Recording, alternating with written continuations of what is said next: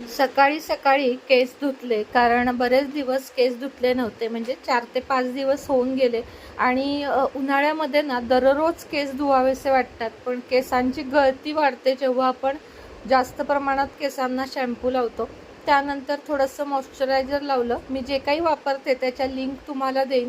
दररोज जर तुम्हाला थोडंसं प्रेझेंटेबल दिसायचं असेल तर एक 2-3 प्रोडक्ट्स म्हणजे कुठेही बाहेर जाताना लावायला बरे पडतात, जे मी अगदी स्वस्तात मस्त असे वापरते.